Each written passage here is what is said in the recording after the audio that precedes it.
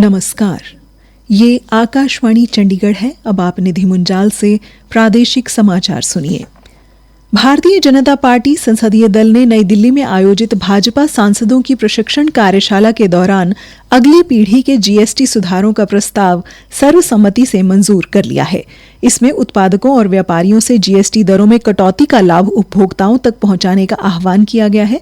प्रस्ताव में ये भी कहा गया है कि कीमत कम होने से मांग बढ़ेगी और कारोबार और अर्थव्यवस्था को बढ़ावा मिलेगा।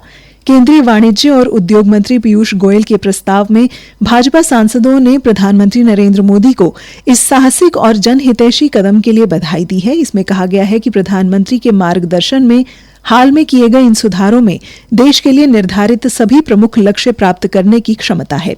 प्रस्ताव में कहा गया है कि इन सुधारों से जीएसटी कर प्रणाली सरल हुई है और इसमें नागरिकों के हित को केंद्र में रखा गया है। छोटे व्यवसायियों, निर्यातकों और स्टार्टअप उद्यमियों के लिए भी प्रक्रियाएं सरल की गई हैं। प्रस्ताव में यह भी उल्लेख किया गया है कि मासिक जीएसटी संग्रह 2 लाख करोड़ रुपए तक पहुंचना अधिक अनुपालन और अर्थव्यवस्था के मजबूत होने का संकेत है। 8 वर्षों में जीएसटी करदाताओं की संख्या 2017 से 66 लाख से दोगुनी होकर 1.5 करोड़ से अधिक हो गई है।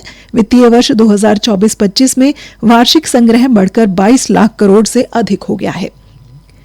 मुख्यमंत्री नायब सिंह सैनी ने कल हिसार जिले के बाढ़ग्रस्त गांवों का दौरा किया। मुख्यमंत्री ने गांव बिठमड़ा, सरसौद, बिचपड़ी, मैयड़, अनीपुरा, गढ़ी, मेहंदा और जीतपुरा का दौरा कर वहां भारी बरसात से पैदा हुए हालात का जायजा लिया। मुख्यमंत्री ने प्रभावित क्षेत्रों में नागरिकों से सीधा संवाद भी किया तथा स्थानीय लोगों के साथ समस्याओं को लेकर विचार विमर्श किया। इस अवसर पर कैबिनेट मंत्री रणबीर सिंह गंगवा तथा हांसी से विधायक विनोद भ्याना भी मुख्यमंत्री के साथ रहे।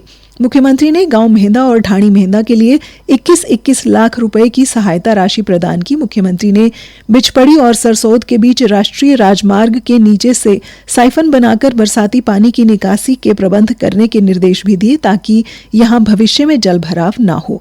मुख्यमंत्री ने ग्रामीणों को आश्वस्त किया कि सरकार इस मुश्किल घड़ी में उनके साथ खड़ी है। उन्होंने कहा कि जिन परिवारों के मकान या छत बारिश से क्षतिग्रस्त हुई हैं उन्हें भी तुरंत प्रभाव से राहत दी जा रही है।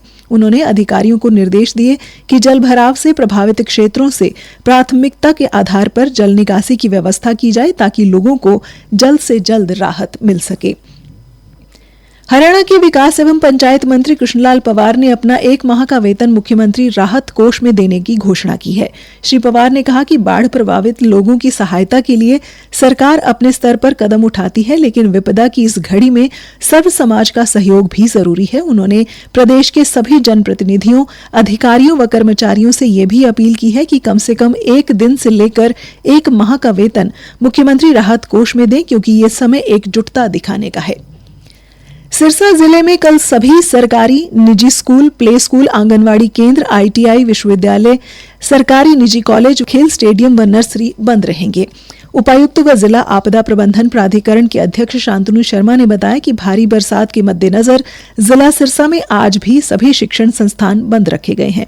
उन्होंने सभी नागरिकों को इस अवधि के दौरान घर पर रहने और अनावश्यक आवाजाही आवागमन से बचने की सलाह दी है। उन्होंने कहा कि आदेशों का उल्लंघन करने पर कार्रवाई की जाएगी।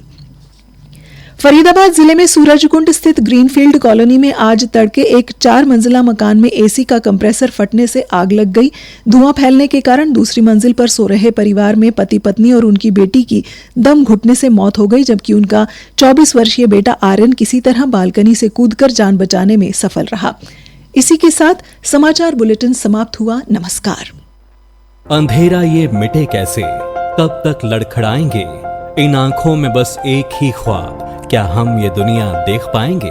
दुनिया में हर चीज की एक कीमत होती है, पर ये आँखें कभी भी खरीदी या बेची नहीं जाती। इसीलिए नेत्रदान मानवता के लिए एक अमूल्य वरदान है। अंधेरे को कर रोशन, कोरे कागज में रंग भर दे, मेरे बाद मेरी आँखें दुनिया नहीं देखें। राष्ट्रीय स्वास्थ्य मिशन, स्वास्थ्य विभाग हरियाणा द्वारा जनहित में जारी।